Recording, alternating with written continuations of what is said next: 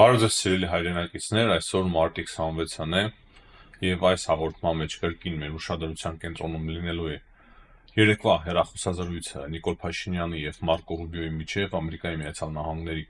պետքարտուղարությունը եւս հրապարակել է տեղեկություն, այսինքն իրենց հաղորդագրություն այդ հեռախոսազրույցի վերաբերյալ, ինչը չափազանց կարեւոր է, կարճ է, բայց բավականին հետաքրքիր եւ կարևոր ուղերձները պարունակում այն նախքան հաղորդումը սկսելը հիշեցնեմ լայքերի համար, շատ շնորհակալ ենք այսպիսի աջակցության համար, քանի որ ձեր աջակցությունը մեզ մոտիվացնում է միշտ թարմ եւ շատ արագ օպերատիվ հաղորդումներ պատրաստել։ Նույնիսկ մեկ-մեկ լուրեր չեն լինում, այդքան արագ ենք մենք անում եւ փոքրիկ նույնիսկ հնարավորություն եւ կարևոր լուրերը փորձում ենք չափազանց օպերատիվ ներկայացնել ձեզ եւ դա է պատճառը, որ մեր հաղորդումները շատ երկար չեն ձգվում։ Սկսում ենք Հայաստանից, բայց կանդրադառնանք նաեւ միջազգային կարևոր հարցերի, որոնք որ հիմա նաեւ կապված են Հայաստանի հետ։ Ինչպես արդեն նշեցի, Ամերիկայի Միացյալ Նահանգների պետքարտուղարությունը եւս հրապարակել է հաղորդագրություն երեկվա հեռախոսազրույցից Նիկոլ Փաշինյանի եւ Մարկո Ռուբիոյի միջեւ եւ կարևորը այն է, որ այդ հաղորդագրությունը սկսվում է նրանից, որ կողմերը քննարկել են ռազմավարական հարաբերությունների ընդհանուր հետաքրքրությունները։ Չափազանց կարևոր է, որ սա Ամերիկայի Միացյալ Նահանգները շեշտում են, որ կողմերը քննարկել են ընդհանուր հետաքրքրությունները ռազմավարական հարաբերությունների։ Միայն այդ նախադասությունը մեզ շատ բան է ասում, մեզ շատ բան է հուշում եւ մենք երկար սպասում ենք այդ նախադասությանը, այսինքն նախադասությունը չասեմ, որ այդպիսի գործընկերային խորը ռազմավարական հարաբերություններ հաստատվեն Ամերիկայի Միացյալ Նահանգների եւ Հայաստանի միջեւ, որը որ արդեն փաստ է կայացած, բայց դրա վրա դեռևս շատ ու շատ աշխատելու տեղ կա, չխափենք մեզ, դա էլ շատ կարեւոր է շեշտել։ Բայց որ արդեն պետքարտուղարությունը այդպես է սկսվում մամլո հաղորդագրությունները, պետքարտուղարության շատ կարեւոր է։ Դրանից բացի այդ հաղորդագրության մեջ ասվում է, որ Մարկո Ռուբիոն Ամերիկայի Միացյալ Նահանգների պետքարտուղարը ողջունել է Հայաստանի եւ Ադրբեջանի միջև ձեռքբերված պայմանավորվածությունները խաղաղության պայմանագրի վերաբերյալ։ Եվ այդ հաղորդագրության մեջ ասվում է, որ դա շատ կարեւոր է, որպեսզի այդ կոնֆլիկտների կրկնվող ցիկլը կարողանա ավարտին հասցվել եւ ստաբիլություն եւ խաղաղություն բերել հարավային Կովկասին։ Այսինքն Ամերիկայի Միացյալ Նահանգները չափազանց կարեւոր են համարում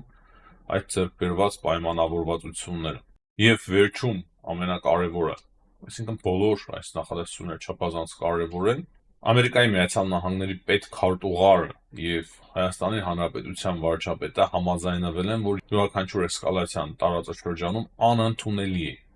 եւ դա ասված է Ամերիկայի Միացյալ Նահանգների պետքարտուղարության այդ հայտարարության մեջ։ Եվ ինչպես մենք տեսնում ենք, հայկական եւ ամերիկյան կողմերի հաղորդագրությունները մեծ հաշվով միմյանցից չեն տարբերվում։ Եվ հետաքրքիրը այն է, որ չեմ կարող կոնկրետ ասել այս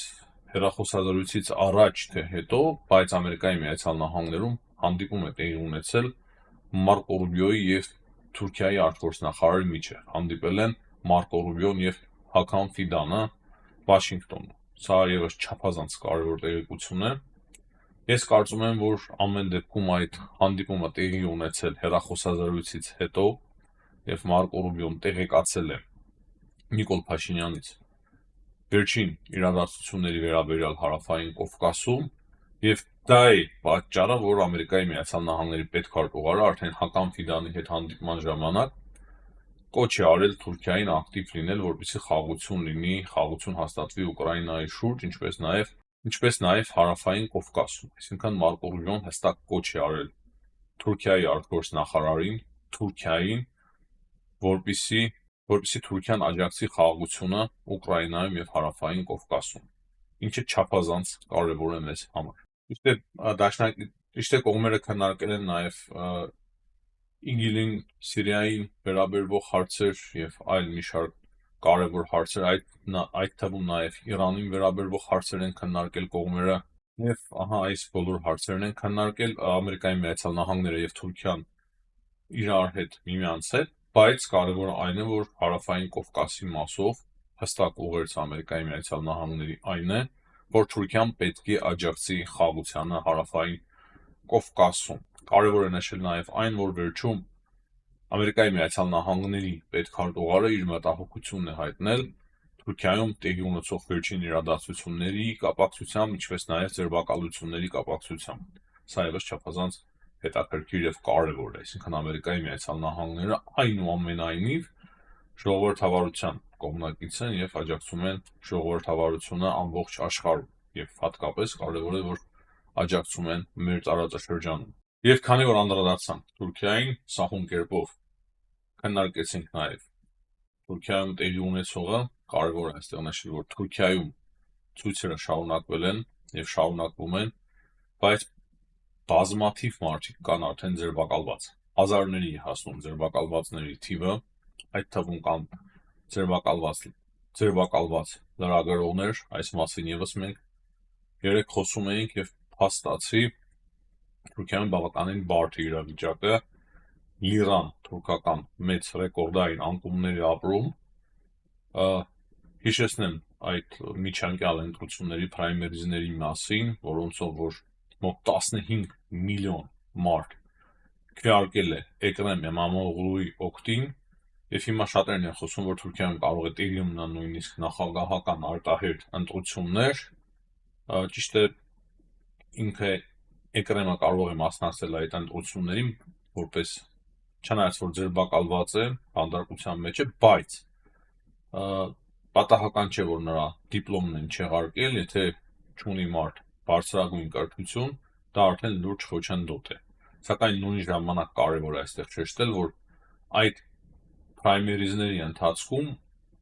Թուրքիայի ամեն 4-րդը, փաստացի ամեն 4-րդ քվեարկության իրավունք ունեցող մարդը գնացել եւ մասնակցել է այդ պրայմերիզներին եւ իր ձայնը տվել է Էկրեմ Էմամօղլուի օգտին։ Սա չափազանց մեծ բան է նշանակում եւ նման բան Թուրքիայի պատմության մեջ երբևիցե տեղի չէր ունեցել։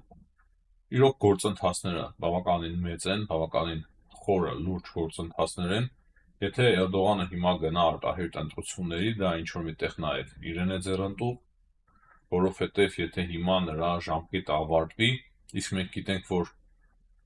2000-ականներից Թուրքիայում ղեկավարում է Ռեջեփ Թայիփ Էրդողանը, բավականին երկար ժամանակ է նա իշխանության, եթե չեմ սխալվում, սա արդեն նրա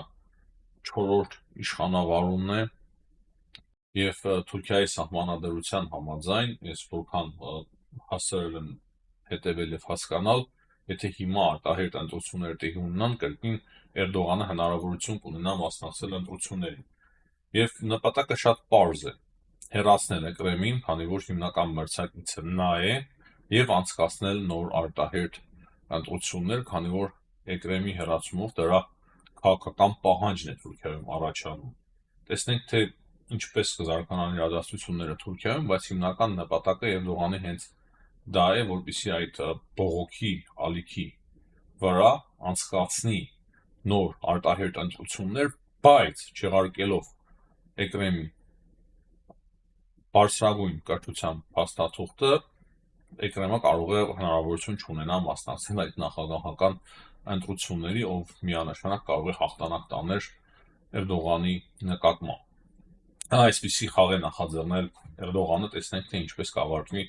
այդ խաղը։ Ուկրաինայի մասով եւս շատ խոսելու բան չկա,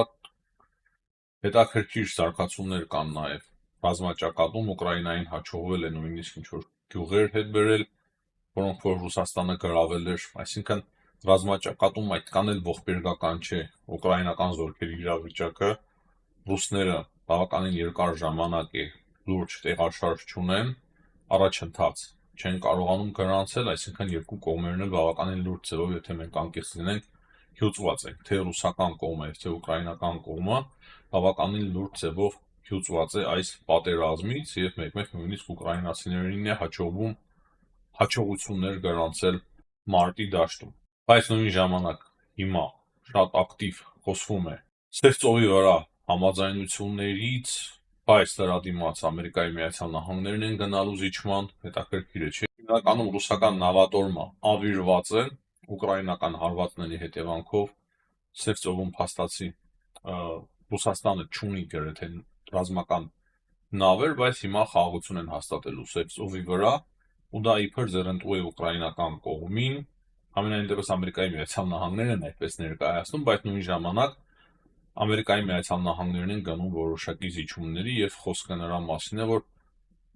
ագրո առևտրի համար Ամերիկայի Միացյալ Նահանգները չեղարկեն բանկային քարտերի սահմանափակումները, երևի խոսքը Visa Mastercard-ի մասին է կամ ինչ-որ նման մի բան, բայց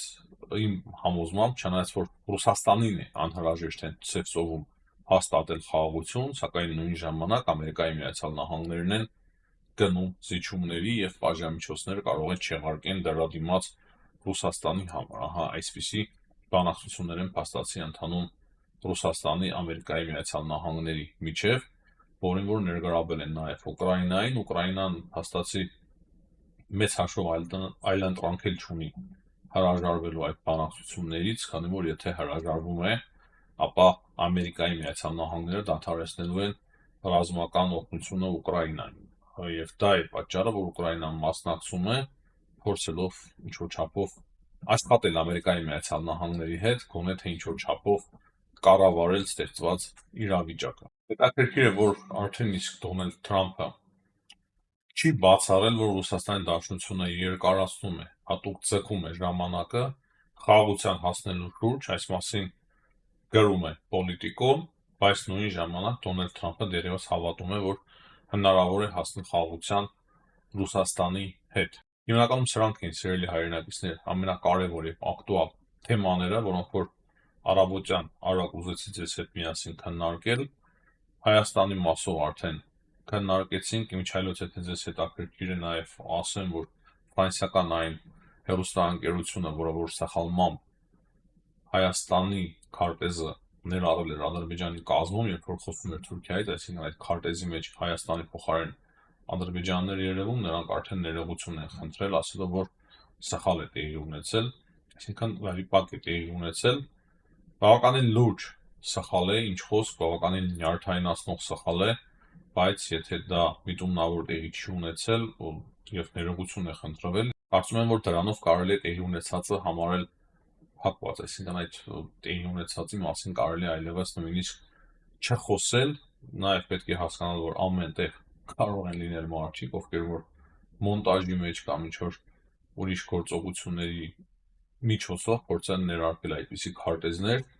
եւ այդպիսի խնդիրներ ստեղծել նույնիսկ Ֆրանսիայի նման երկրով, դա շատ կարևոր է հասկանալ։ Այս պահի դրությամբ այսքանը, սիրելի հայրենակիցներ, հիշեցնեմ կրկին լայքերի համար,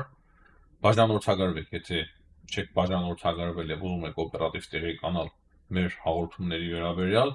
ինչպես նաեւ գրեք ձեր կարծիքը մեկնաբանությունների մեջ, հաջողություն, կհանդիպենք։